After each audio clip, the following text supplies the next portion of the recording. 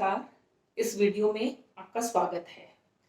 आज हम अरस्तू के आदर्श राज्य का अध्ययन करेंगे। वस्तुतः प्रत्येक काल में यह राजनीतिक विचारकों के विचार का विषय रहा है कि एक आदर्श राजनीतिक जीवन या आदर्श राजनीतिक व्यवस्था कैसी होनी चाहिए। विचारकों ने इस विषय पर दो प्रकार से विचार किया है। एक श्रेणी में वे विचारक हैं जो आदर्श राज्य का विवरण करते समय पूरी तरह से आदर्शों का अनुसरण करते हैं और अपने आदर्श राज्य की स्थिति को सर्वोत्तम आदर्श के रूप में प्रस्तुत करते हैं, व्यावहारिकता में चाहे वह प्राप्य है या नहीं है।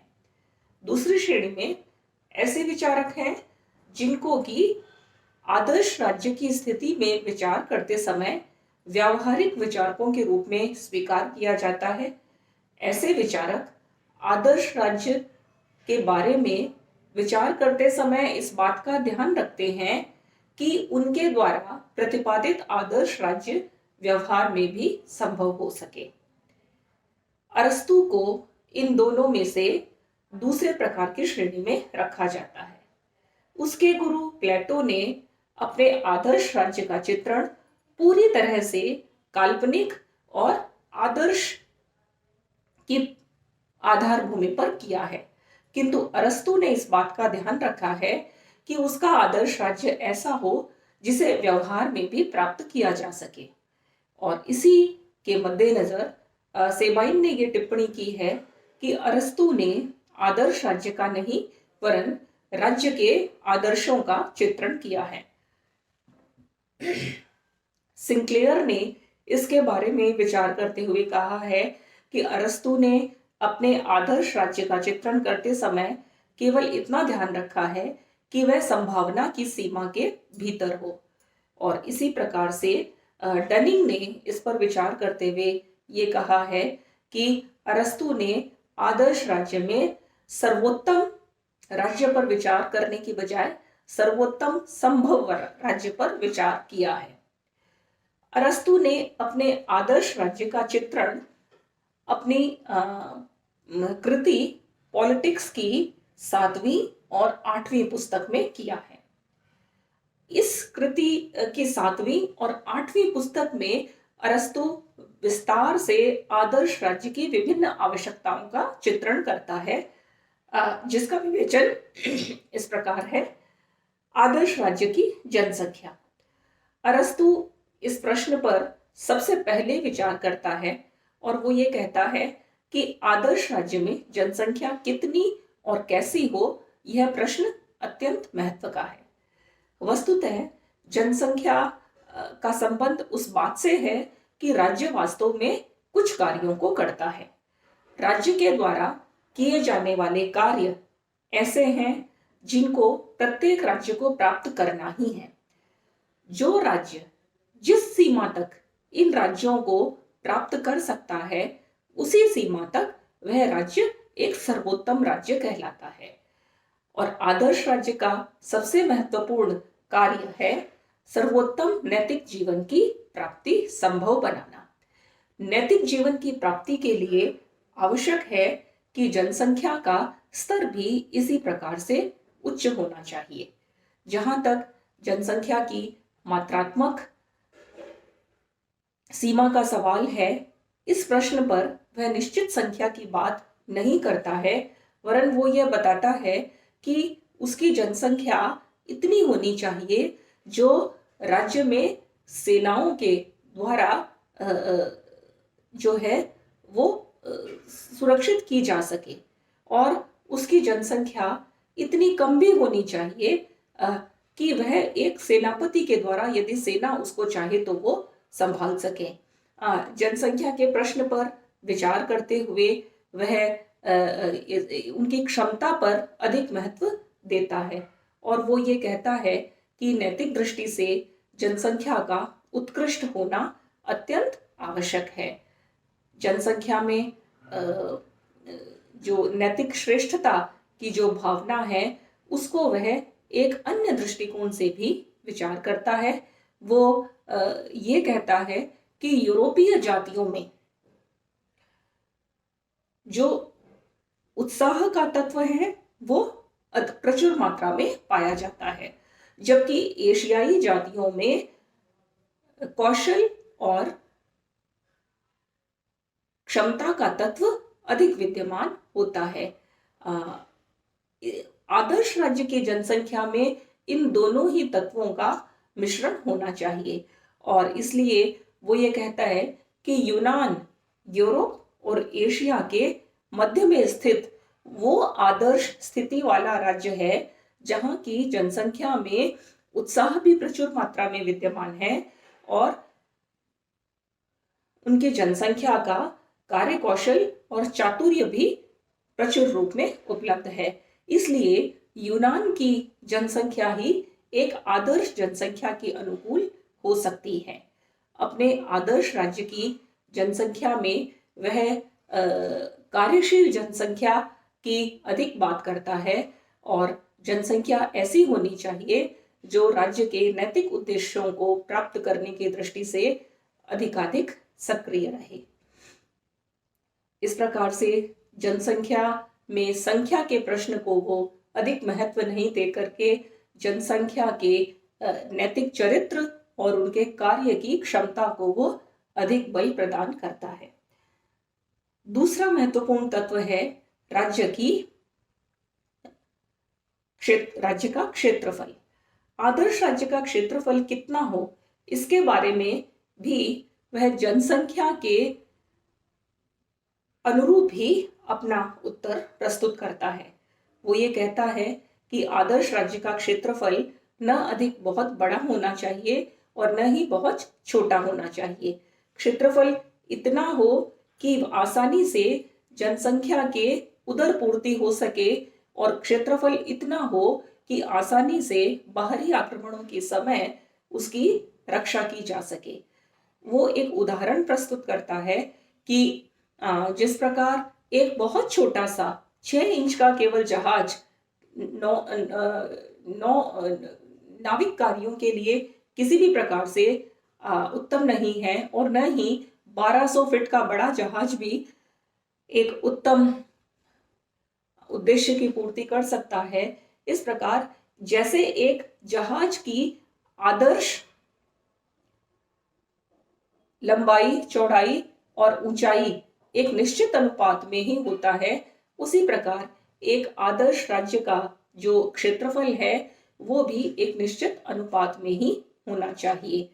आदर्श राज्य की जो भूमि है वो इस प्रकार से भी होनी चाहिए कि उसको उपजाऊ भूमि हो, बहुत अधिक मात्रा में वह धन धान्य वहाँ आसानी से उनकी उपज संभव हो सके, और क्षेत्रफल में पानी भी बहुत महत्वपूर्ण होता है, और इसलिए उसके बरसाती पानी को इकट्ठा करने के भी उसमें प्रबंध होना चाहिए, और उसके जो जल स्रोत हैं वो मीठे पानी के जल स्रोत होने चाहिए। इस प्रकार एक उपजाऊ भूमि वाला और मध्यम क्षेत्रफल वाला एक राज्य ही आदर्श राज्य के क्षेत्रफल का निर्माण करता है। आदर्श राज्य की स्थिति। आदर्श राज्य की स्थिति की चर्चा करते हुए अरस्तु ये कहता है कि एक आदर्श राज्य को जल और स्थल दोनों सीमाओं से निकटता से जुड़े हुए होना चाहिए। उसका कारण ये है कि वह रक्षा और व्यापार इन दोनों के संबंध में इनका लाभ प्राप्त कर सकता है। यदि शत्रु स्थल सीमा से आक्रमण करता है तो वह अपना बचाव समुद्री सीमा के मार्ग से निकल करके कर सकता है, और यदि शत्रु समुद्री सीमा से आक्रमण करता है तो वह स्थलीय सीमाओं की तरफ जाकर अपना बचाव कर सकता है। इसी प्रकार से उसकी स्थिति समुद्र से बहुत अधिक दूर भी नहीं होनी चाहिए और इतनी निकट भी नहीं होनी चाहिए कि उसमें निरंतर विदेशियों का आवागमन बना रहे। वह राज्य को, यह आदर्श राज्य में इस बात का वह उल्लेख करता है कि आदर्श राज्य में व्यापार के दृष्टिकोण से भी जो स्थिति है वो जल और स्थल दोनों से जुड़ी हुई होने के कारण उत्तम रहती है। नौसेना वह एक महत्वपूर्ण और शक्तिशाली नौसेना को रखने के पक्ष में है, क्योंकि वह राज्य की सुरक्षा के लिए आवश्यक है। आदर्श राज्य की स्थिति की चर्चा करते हुए वह राज्य को यह आगाह करता है कि व्यापार के संदर्भ में राज्य को व्यापारी की तरह कार्य नहीं करना चाहिए, वरन उसे केवल अपने ही मामले में व्यापारी बनकर के रहना चाहिए। अन्य मामलों में उसे लाभ और हानि के प्रश्न को नागरिकों के स्वविवेक पर छोड़ देना चाहिए। इसी प्रकार से वह यह भी कहता है कि विदेशियों का आसानी से आना संभव नहीं होना चाहिए, और विदेशियों के संबंध में जनसंख्या के संदर्भ में भी वो यह बात करता है कि उसे इस बात का ध्यान रखना चाहिए कि विदेशियों का आसानी से आकर के जनसंख्या में मिलने की प्रक्रिया कहीं प्रारंभ न हो जाए, क्योंकि वे आदर्श राज्य को अस्थिर कर सकते हैं। जो अगली महत्वपूर्ण विशेषता है वो है आदर्श राज्य में सामाजिक संगठन। अरस्तु के अनुसार राज्य की आवश्यक कार्यों को संपादित करने के लिए 6 प्रमुख प्रकार के सामाजिक संगठनों का होना आवश्यक है। सबसे पहली आवश्यकता है उदरपूर्ति, अर्थात अन्न को उपजाना, वो कृषक वर्ग का कार्य है। दूसरी आवश्यकता है राज्य में कला और उद्योग धंधों का विकास करना। इसके लिए चातुर्यपूर्ण कारीगर वर्ग की आवश्यकता है, और राज्य की सीमाओं की रक्षा करने के लिए राज्य में एक सैनिक वर्ग की आवश्यकता होती है। राज्य में न्याय कार्यों का संपादन करने के लिए एक न्यायाधीश वर्ग की आवश्यकता होती है, और धन संपत्ति राज्य का एक प्रमुख आधार है, जिसके बिना तो राज्य चल ही नहीं सकता। उसके लिए धनिक वर्ग की आवश्यकता होती है, और राज्य में देवों की उपासना करने के लिए, क्योंकि उस समय जो धर्म है वो एक सामुदायिक प्रश्न था और वो राज्य के नियंत्रण में ही चलता था। तो धर्म के अनुसार आचरण करवाने के लिए पादरी वर्ग की आवश्यकता होती है। इनमें से वह कृषक वर्ग और कारीगर वर्ग, इन दोनों वर्गों को गैर नागरिकों को करने के लिए कहता है, और जो अन्य 4 प्रकार के कार्य हैं वे कार्य नागरिकों के करने के लिए है। इसका अर्थ यह है कि वह आदर्श राज्य में भी 2 प्रकार की जनसंख्या की चर्चा करता है। एक तो जनसंख्या में नागरिकों का होना, और दूसरा जनसंख्या में दासों का होना, जिन्हें की नागरिकता के अधिकार प्राप्त नहीं थे।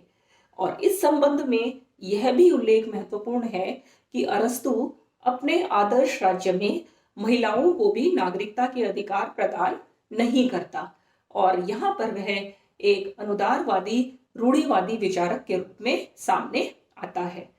अरस्तु यह भी कहता है कि नागरिकों के द्वारा किए जाने वाले जो 4 प्रकार के कार्य हैं उन्हें उम्र के अनुसार विभाजित कर देना चाहिए। जो नागरिकों में जो युवा वर्ग के लोग हैं, युवा वर्ग के नागरिक हैं, या युवाओं को सैनिक कार्यों का संपादन करना चाहिए, क्योंकि वो शरीर से बलशाली होते हैं। और जो प्रौढ़ वय के जो नागरिक हैं उन्हें न्यायाधीशों का कार्य करना चाहिए, और जो वृद्ध नागरिक हैं उन्हें देव पूजा का कार्य करना चाहिए। इस प्रकार वह नागरिकों के मध्य भी कार्य विभाजन करता है। आदर्श राज्य में शिक्षा की स्थिति। आदर्श राज्य में शिक्षा के बारे में वह विस्तार से विवेचन करता है, और यह कहता है कि शिक्षा प्रकृति के द्वारा छोड़ी गई कमियों को पूरा करके मनुष्य को पूर्णत्व प्रदान करने का एक माध्यम है। इसलिए आदर्श राज्य में शिक्षा पर बहुत अधिक बल दिए जाने की आवश्यकता है। अरस्तु आदर्श राज्य में शिक्षा की एक योजना प्रस्तुत करता है, और उसके अनुसार जन्म से 7 वर्ष तक प्राथमिक शिक्षा, 7 वर्ष से 14 वर्ष तक माध्यमिक शिक्षा और 14 वर्ष से 21 वर्ष तक उच्च शिक्षा की योजना प्रस्तुत की है। जन्म से 2 वर्ष तक प्राथमिक शिक्षा का एक वर्गीकरण है, 2 वर्ष से 5 वर्ष तक और 5 वर्ष से 7 वर्ष तक। और इनमें भी फिर वह विस्तार से बताता है कि जन्म से 2 वर्ष तक बच्चे को मौसम के अनुकूल तैयार करना चाहिए। 2 वर्ष से 5 वर्ष तक उसके शारीरिक सौष्ठव या उसके शरीर को बलशाली बनाने के लिए माता को प्रयास करना चाहिए। और 5 वर्ष से 7 वर्ष की वय में बच्चे को हानिकारक गलत आदतों से बचाने के लिए शिक्षित किया जाना चाहिए। माध्यमिक शिक्षा में उसे नैतिक शिक्षा प्रदान की जानी चाहिए और उच्च शिक्षा में उसे बौद्धिक शिक्षा देनी चाहिए। इस प्रकार आदर्श राज्य के लिए वह शिक्षा का एक संपूर्ण पाठ्यक्रम प्रस्तुत करता है। आदर्श राज्य के लिए संपत्ति और परिवार की व्यवस्था। अरस्तु संपत्ति और परिवार की आवश्यकता को आदर्श स्थिति में भी स्वीकार करता है। जिस प्रकार प्लेटो ने अपने आदर्श राज्य में शासकों के लिए और सैनिकों के लिए संपत्ति और परिवार इन दोनों का ही निषेध किया था, किंतु अरस्तु अपने राज्य में परिवार और संपत्ति को नागरिकों के लिए आवश्यक मानता है और आवश्यक ही नहीं, उनके नैतिक विकास के लिए जरूरी भी है। आदर्श राज्य में संपत्ति 2 प्रकार की होनी चाहिए। प्रत्येक नागरिक के पास एक निर्जीव संपत्ति और एक सजीव संपत्ति। सजीव संपत्ति में वह दासों की गणना करता है। और परिवार भी नागरिकों के लिए आवश्यक है, क्योंकि वे उन्हें आत्मरक्षा, आत्माभिव्यक्ति और उनकी यौन आवश्यकताओं को पूरा करने के लिए आवश्यक है। परिवार ही मनुष्य में नैतिकता की पहली पाठशाला बनती है। आदर्श राज्य में संविधानों के किस प्रकार का संविधान होना चाहिए या राज्य में शासन की व्यवस्था कैसी होनी चाहिए, इसके बारे में विचार करते हुए अरस्तु यह बताता है कि आदर्श राज्य में मिश्रित संविधान ही होना चाहिए, अर्थात जनतंत्र और धनिकतंत्र इन दोनों के गुणों का मिश्रण मिश्रित संविधान में हो जाना चाहिए। आदर्श राज्य में न तो बहुत अधिक अमीर और न ही बहुत अधिक गरीब जनसंख्या होनी चाहिए। और इस प्रकार से मिश्रित संविधान की व्यवस्था की जानी चाहिए कि धनिकों पर भी अंकुश बना रहे और निर्धनों को भी अपनी समानता की आकांक्षा को अत्यधिक न बढ़ने दिया जाए। और अंतिम बात जो वो आदर्श राज्य के लिए प्रस्तुत करता है वो है कानून का शासन। आदर्श राज्य में वह पूरी तरह से कानून की उपस्थिति को स्वीकार करता है। अरस्तु ने अपने आदर्श राज्य के लिए कानून की आवश्यकता को सिरे से खारिज किया था, किंतु प्लेटो ने अपने आदर्श राज्य में कानून की आवश्यकता को सिरे से खारिज कर दिया था, किंतु अरस्तु अपने आदर्श राज्य में कानून की आवश्यकता को स्वीकार करता है और वो ये कहता है कि कानून का शासन ही सर्वोत्तम शासन होता है।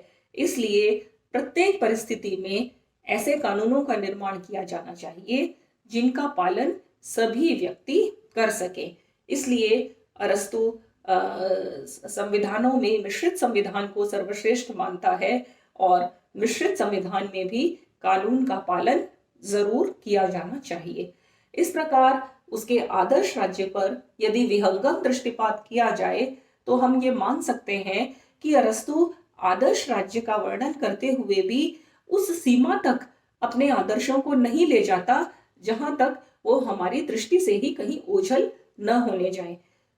वह आदर्श राज्य में भी एक व्यावहारिक विचारक की तरह विचार करते हुए दासों की उपस्थिति को स्वीकार करता है। एक व्यावहारिक विचारक की तरह विचार करते हुए ही वह आदर्श राज्य में जनसंख्या की उच्चतम और निम्नतम सीमा की कोई चर्चा नहीं करता। वह क्षेत्रफल की भी किसी प्रकार के कितने वर्ग किलोमीटर में या कितने मील में फैला हो, इस बात की कोई चर्चा नहीं करता, किंतु व्यावहारिक दृष्टिकोण अपनाते हुए ही वह अपने आदर्श राज्य के बारे में चर्चा करता है। उसके आदर्श राज्य का मुख्य उद्देश्य यही है कि मनुष्य व्यक्तिगत रूप से और मनुष्य सामूहिक सामुदायिक रूप से सर्वोत्तम जो नैतिक आदर्श है, अर्थात आनंद की प्राप्ति करना, उसको कहा गया है हैप्पीनेस। तो जो हैप्पीनेस है वो कोइनोनिया के माध्यम से, सामूहिक सहभागिता के माध्यम से उस सर्वोत्तम आनंद को राज्य के माध्यम से प्राप्त कर लिया जाए।